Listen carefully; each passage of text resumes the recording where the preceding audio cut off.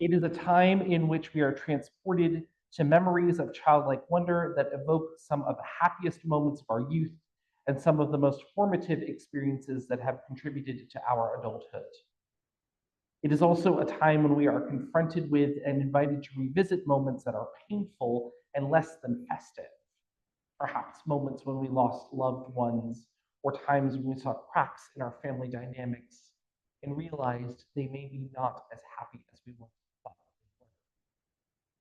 It is a time when we triumphantly sing out messages of joy to the world and peace on earth, while in the same breath criticizing those who wish us happy holidays or season's greetings as somehow propagating the supposed war.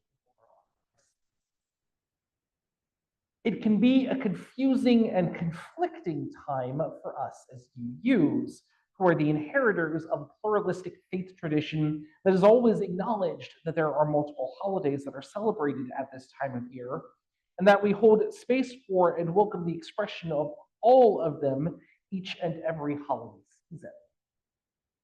Perhaps it is because of this time in this year, it is why we come together, as we have for many years, to lift up and honor these festivals of light and celebrations that not only celebrate the cultures and religious traditions that they come from, but the wisdom that they have to share with us that helps us to continue and inform us as UUs and bring us closer together, reminding us of the interconnectedness of humanity.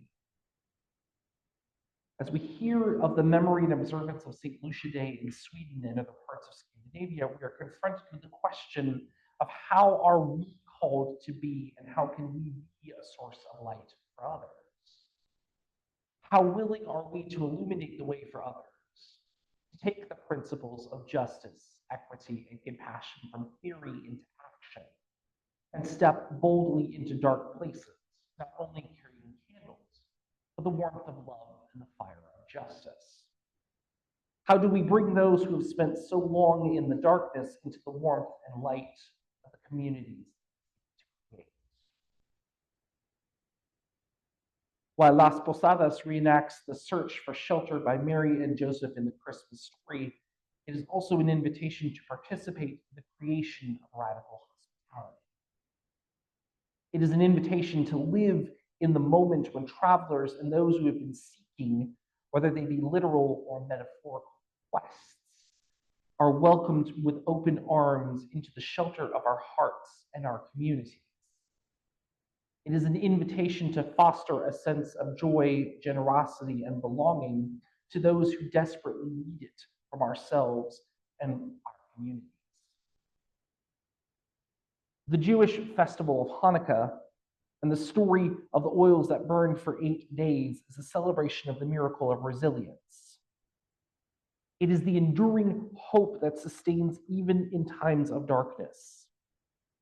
It is also a reminder that the smallest of sparks can kindle those miraculously hopeful flames, which remind us to recognize and celebrate the everyday miracles, those moments of kindness, perseverance, strength, and creativity that sustain our lives and our communities. The winter solstice and the Yule celebrations that are associated with it are paradoxically an invitation to embrace the darkness that is present at this time of year. But darkness is not something to be feared. It is acknowledging the cycles that exist and the rhythms of life that are present in nature, processes that have been in place since the dawn of time. It reminds us also that darkness we experience, both in nature and in life, is not permanent, and that there is a beauty and meaning in it that we can appreciate as we wait for the promised return of the sun and the light that it brings with it. Kwanzaa invites us to not only acknowledge and celebrate unity and diversity, but truly reflect and center ourselves around the themes of unity, self-determination, and collective responsibility.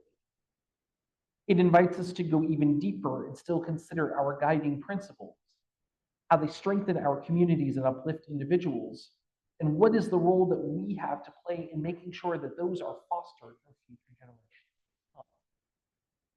It calls us to honor our shared humanity while celebrating the unique identities that enrich our collective story, which is a perfect illustration of exactly what Unitarian Universalism seeks to achieve.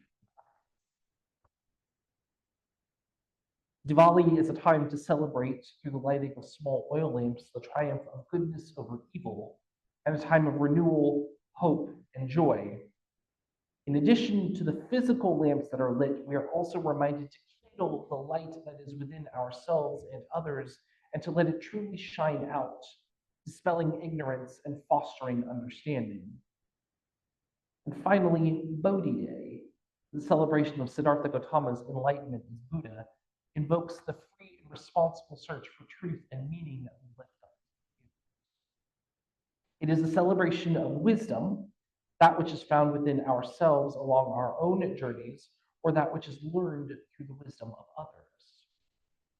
We are invited through Bodhi Day to continue along our journeys with courage and humility, trusting that our own moments of insight can help to illuminate the path for others. Across these diverse celebrations, we find common themes: the triumph of light over darkness, the power of hope and resilience, the importance of community, and the call to be a source of light for others. As we honor these traditions, let us also honor those who have brought light into our lives, our ancestors, mentors, friends, and loved ones. Let us carry their light forward, embodying the love and wisdom they have shared with us. In this season, may we be inspired not only to celebrate, but also to act. Let us be the hands that lift others, the voices that speak for justice, and the hearts that extend compassion. Let us walk together in light and love, knowing that each of us has the power to brighten the world. And may that community that we foster right here always be reflective of the diversity that is always present. May that ever continue to shine forth now and always. May we cause it to be so. Blessed be. Amen. Shalom. Assalamu alaikum. Namaste. Thank you all so much.